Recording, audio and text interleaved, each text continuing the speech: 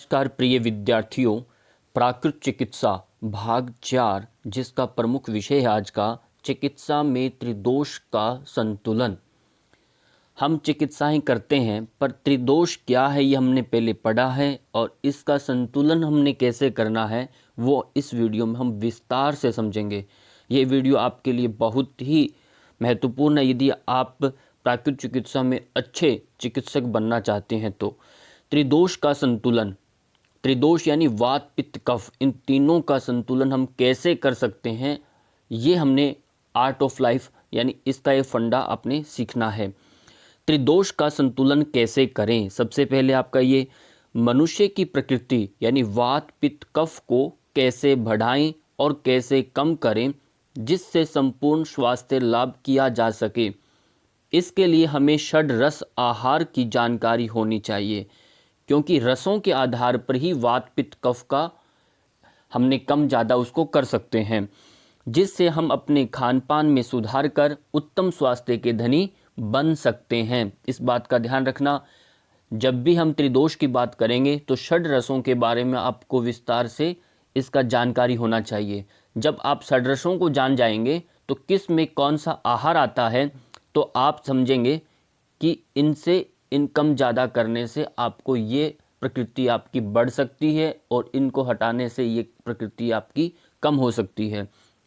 सबसे पहले देखिए रसा स्वाद अमल लवन तिक्तोषण कषाय कः षड द्रव्यमाश्रितास्ते च यथा पूर्व बलावह। यष्टांग संग्रह सूत्र का जो श्लोक संख्या है ये रस 6 हैं, मधुर है। पहला मधुर, फिर अमल, लवन, कटु, तिक्त, कषाय। इसमें क्रमशः जो पूर्व जो हैं इसमें जो रस जिस रस के पूर्व में रहता है वह उससे बलवान होता है। जैसे कषाय से तिक्त बलवान है, तिक्त से कटु, कटु से लवन, लवन से अमल, अमल से मधुर। ये रस अपने आप में बलवान होते हैं। अब देखेंगे आगे रस के प्रकार और उदाहरण के साथ। ये हम पहले भी पढ़ चुके हैं पर इस संबंध में इसको भी पढ़ना दोबारा से ज़रूरी है ताकि दोबारा से आपको बातें याद रहें। मधुर रस जो है, मधुर को हम आम भाषा में मीठा कहते हैं, मीठा मधुर। उदाहरण के रूप में गुड़ है, इसमें चीनी है, घी है, द्राक्षा यानी आपका अंगूर का फल जो होता है वो भी मीठे में आता है।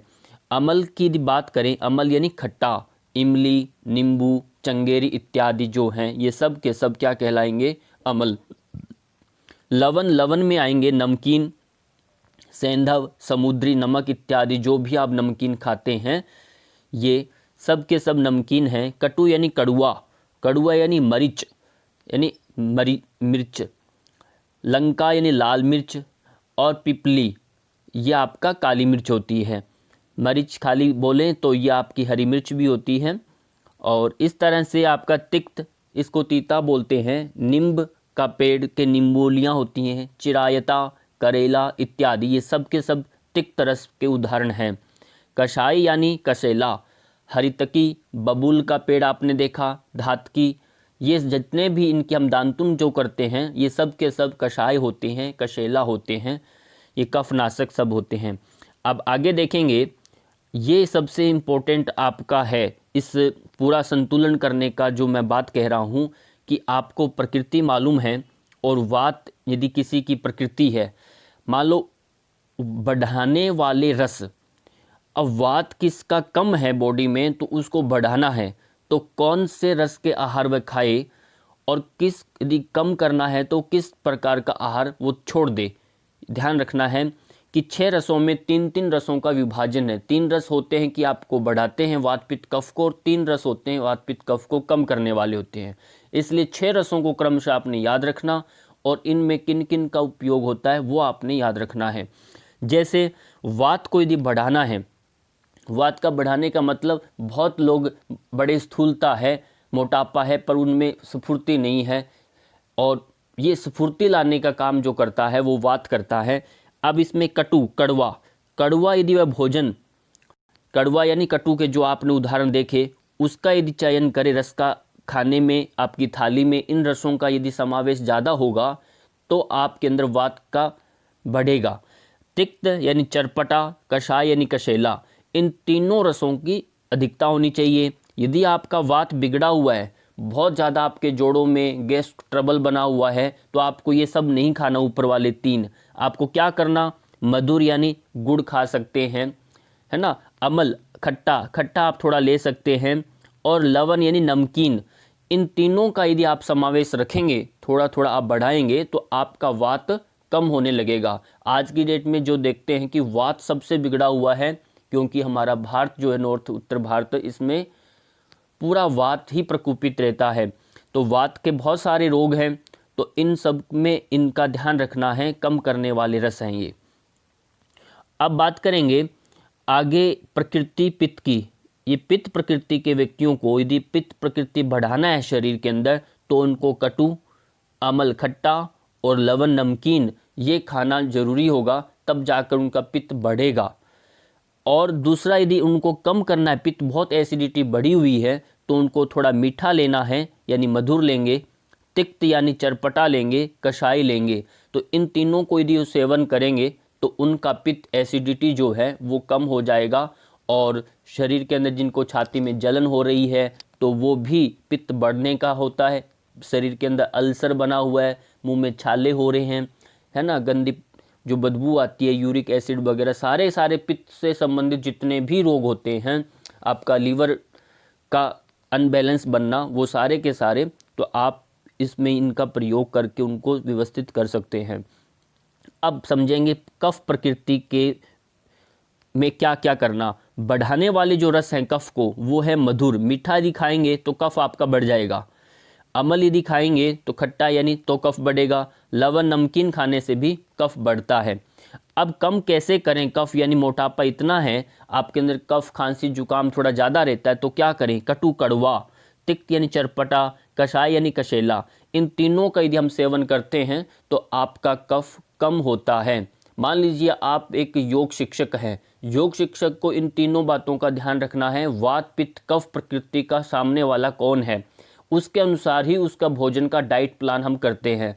यदि आपको ये सब समझ में नहीं आता, तो उसका प्रभाव जो है स्वास्थ्य पर, जितना उसको रिकवरी मिलना है आपकी जो योगा के जो चार्ट के अनुसार, वो नहीं मिल पाता, क्योंकि आहार सबसे महत्वपूर्ण रहता है।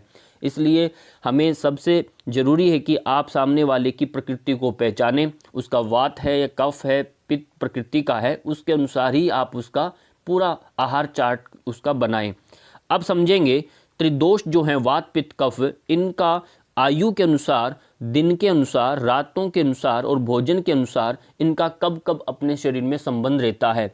ये बात भी बहुत जरूरी है।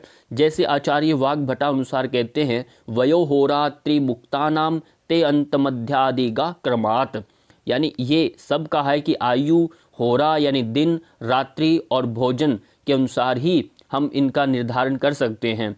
तो जैसे ही आपके सामने ऐसे पेशेंट यानी आ गए कि वो उसकी अवस्था, आयु का बहुत ज़रूरी ध्यान होता है कि क्या उसकी आयु है, क्या वह भोजन करता है, किस समय करता है, ये दोनों बातें डॉक्टर उसको पूछता है कि आपका आयु कितना है, आपका वजन कितना है, आपका आहार विहार जो क्या है, वो सब के बाद ही उसका प्रकृति का निर्धारण पहले आपने कर चुके हैं कि प्रकृति इसकी ये है।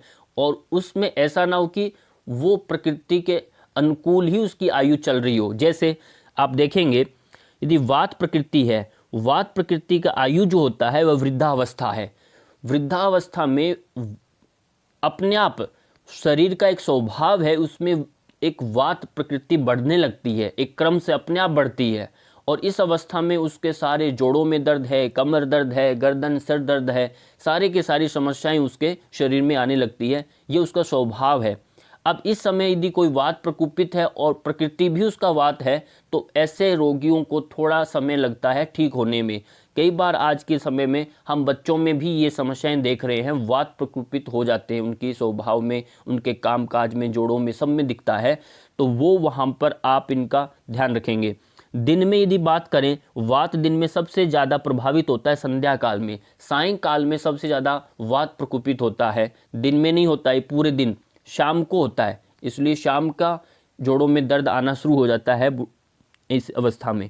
रात्रि की बात करें तो अंतिम प्रहर, अंतिम प्रहर यानी हमारे पूरे दिन रात में 8 प्रहर होते हैं, 3-3 घंटे के, 8 या 24 घंटे। तो 4 प्रहर दिन के, 4 प्रहर रात्रि के। अंतिम यानी सूर्योदय का जो पहला प्रहर होता है अंतिम प्रहर कहलाएगा, उसमें ये वात प्रकोपित होता है।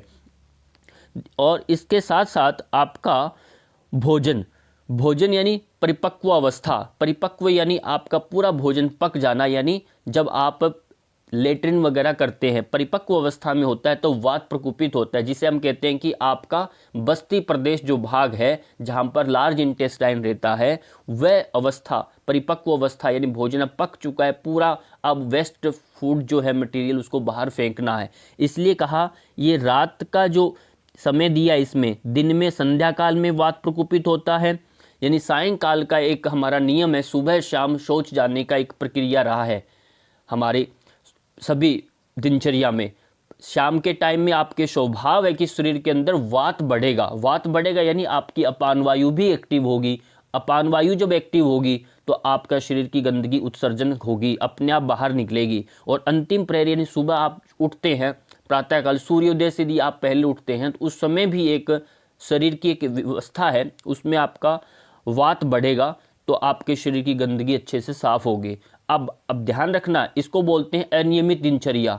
जो आगे पीछे उठेंगे दिन में आगे तो उनका शरीर का एक स्पॉट जो मिलना होता है वो नहीं मिल पाता। बाकी आने को सब कुछ नियमित होता है, परंतु वो जो शरीर का एक उसको हेल्प मिलनी चाहिए वो नहीं मिल पाती। अब आगे देखेंगे शरीर की जो व्यवस्था है उसमें पित्त, पित्त के अंदर पित्त युवा अवस्था में, आयु की बात करें युवा अवस्था में ये पित्त बढ़ता है ये। और दिन की बात करें मध्याह्न दोपहर के अंदर ही पित्त बढ़ता है, और रात्रि में बात करें मध्य रात्रि में ये पित्त बढ़ता है। और भोजन में पच्यमान अवस्था, पच्यमान अवस्था यानी आपके अमाशय के अंदर पित्त रहता है ये। तो ये सारी की सारी जो व्यवस्था आपको ध्यान रखनी है।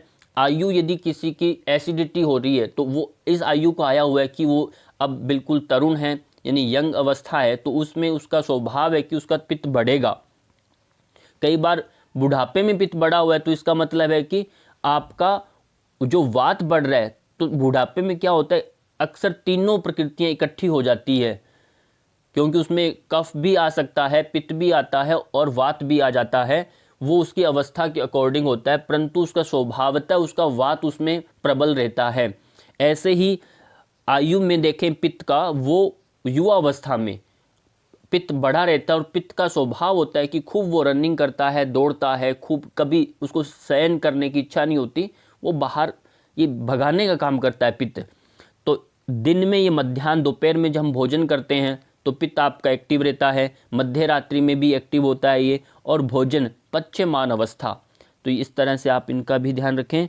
और कफ की बात करेंगे तो कफ जो है बाल्य अवस्था में, यानी छोटे छोटे जैसे शिशु जब बच्चा पैदा हुआ है तो वो जब तक 12-14 वर्ष तक की आयु उसकी ना हो तब तक वो बाल्य अवस्था उसकी यानी एक अवस्था है जिसमें उसका कफ प्रधान रहता है। इसलिए कफ आपका सिर है, सिर जो ऊपर का गर्दन के ऊपरी जो हिस्सा यानी फेफड़ों से ले सकते हैं हम, फेफड़े से ऊपर का जो हिस्सा होता है तो वो सारा का सारा कफ प्रधान होता है। और फेफड़े से आपके हृदय से आपका बिल्कुल बस्ती प्रदेश से नाभि तक का जो हिस्सा होता है वो आपका पित्त प्रधान होता है, इस बात का ध्यान रखना। और नाभि यानी बस्ती प्रदेश से नीचे का भाग जो होता है वो को सारा का सारा वात प्रधान होता है। ये शरीर के अंदर एक विभाजन व्यवस्था की गई है, ऋषियों ने बताया है कि यहाँ ये हमारे प्रकृतियाँ जो हैं प्रकोपित रहती हैं, प्रबल रहती हैं। दिन में बात करें तो कफ प्रातःकाल आप देखते हैं सुबह सुबह आपको जुकाम खांसी ये सुबह सुबह होता है, ये प्रातःकाल है। और रात्रि की बात करें तो प्रारंभिक काल है, रात को सोने से पहले थोड़ा सा ये प्रारंभिक काल, तो ये रात्रि का है। और भोजन की बात करें, भोजन ये आमावस्था यानी आपकी अमाशय से आगे का जो प्रोसेस होता है वहाँ उसमें एक आंत्र रहता है जिसे हम ड्यूडेनम बोलते हैं। उस स्थिति में जहाँ जाके जो भोजन रुकता है, छोटी आंत कह सकते हैं, उसके अंदर वो आपकी आमावस्था कहलाती है। लंबे समय तक वहाँ वो कफ अवस्था में रहता है, पूरा मिक्सअप हो जाता है, एक गुलटी टाइप बन करके वहाँ रहता है।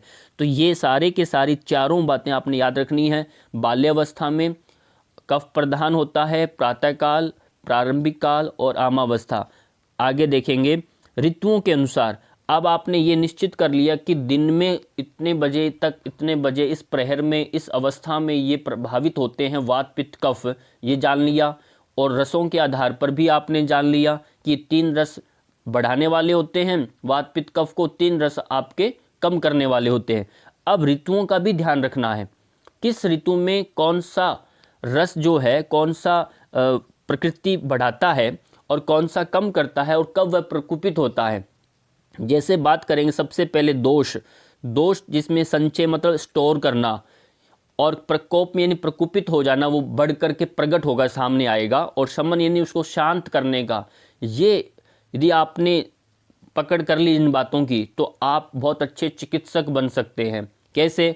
जैसे वात रोगी कोई है, वात रोगी आपके पास यदि आया गर्मियों में, तो गर्मियों में क्या है कि वात बॉडी उसको एक स्टोरेज कर रही है, संचित कर रही है, ठीक है। तो क्योंकि वात गर्मियों में खूब बढ़ जाता है, शरीर में गर्मी पैदा होती है, गर्मी से अपने आप हवा में खुश्की रहती है, तो उससे शरीर में वात बढ़ता है, कफ नहीं बढ़ता। इस बात का ध्यान रखना है। तो ये आपकी ग्रीष्म ऋतु होती है। अब जो वात आपको गर्मियों में इकट्ठा किया है वो वर्षा ऋतु के अंदर प्रकुपित हो जाएगा। इसलिए वर्षा ऋतु में सबसे ज़्यादा जोड़ों में, कमर में, इन सब में अर्थराइटिस है, पैरालिसिस हैं, इन सब के जितनी भी समस्याएं ज़्यादा आती हैं वो आपके वर्षा काल में आती है। ये वात बिगड़ जाता है। वात बिगड़ने से आपके शरीर में गैस बनना, आपका पूरा सिस्टम जितना भी है जहाँ वात का, वो सारा कब्ज, कॉन्स्टिपेशन, बार बार अपच होना, ये सारा का सारा पाचन तंत्र पर ये प्रभावित करता है। इसलिए हम वर्षा काल के अंदर सब कहते हैं खट्टा नहीं खाना, ये नहीं खाना, कम खाना, थोड़ा खाना। इसलिए कहते हैं दाल दलहन खाना, दलिया खिचड़ी खाना, क्योंकि हमारा वात प्रकुपित हो जाता है, उस समय पाचन बिगड़ जाता है बिल्कुल समय।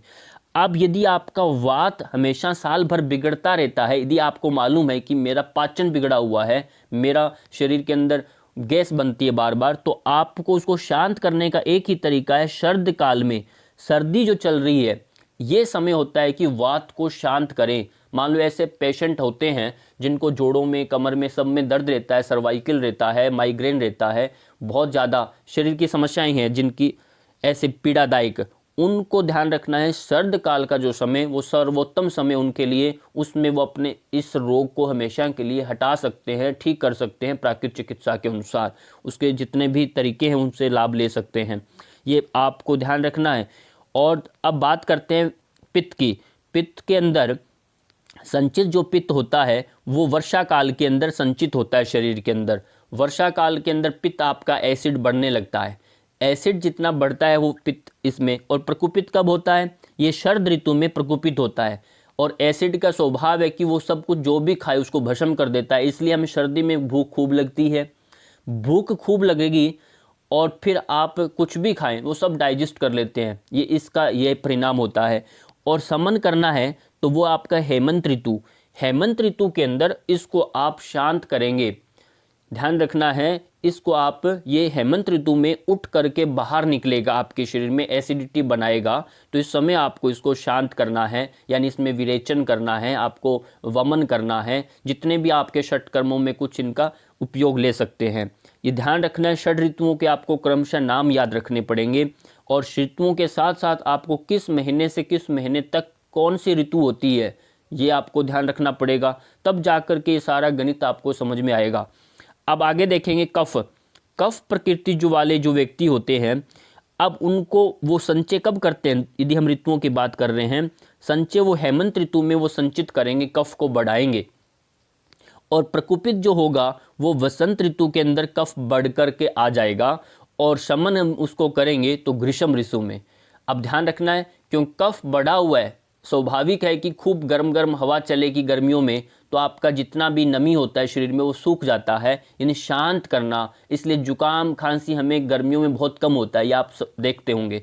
तो वो एक शरीर की व्यवस्था है, ऋतुओं के अनुसार आप अपने आप शरीर उसको गर्म कर देता है, यानी शरीर से हटा देता है कफ को। इसलिए जिनको अस्थमेटिक है, जुकाम खांसी ज़्यादा रहता है, जिनको बार बार एलर्जी टाइप के होते हैं, ऐसे लोगों को ग्रीष्म काल के अंदर, गर्मियों के अंदर साइनस का प्रॉब्लम होता है, तो उनको गर्मियों के अंदर उसका उपचार लेना चाहिए और जल्दी रिजल्ट आता है। अब वो सोचे कि मैं सर्दियों में जाकर लूँ उपचार, तो वो ठीक नहीं होता। अक्सर होता यही है, सर्दियों में उसके नाक बहुत दुखी होता है, तब जाकर के वो सोचे कि मैं अब जलनेती कर लूँ या फिर मैं एनिमा लूँ, कुंजन करूँ। होता है उस समय क्या राहत। असल में आपको उस समय लाभ लेना है जब आपका शरीर रिपेयरिंग करने के खुद अपने आप एक मूड में होता है, और उस समय यदि आप दोगे, उसको सहायता दोगे, तो वो शरीर पूर्णतः स्वस्थ हो जाता है और आने वाली जो सर्दी है वो आपकी सही निकलने वाली होगी। तो ये ध्यान रखना है ऋतुओं के अनुसार आपने किन किन में कौन कौन सा कफ कौन सा संचित होता है, कब प्रकोपित और शमन होता है। तो ये सबका आपको पूरा कैसा लगा, जैसा भी आपको लगे तो इसका कमेंट करके आप मुझे ज़रूर बताया करें, और ताकि हम अपनी वीडियोस में आने वाले समय में आपका सुधार कर सकें। ये एक छोटा सा एक कोर्स चल रहा है, पाठ्यक्रम आपका, और धीरे धीरे करके हम पूरे विषयों को एक एक करके लेंगे। तो इसी के साथ आप सबका बहुत बहुत धन्यवाद।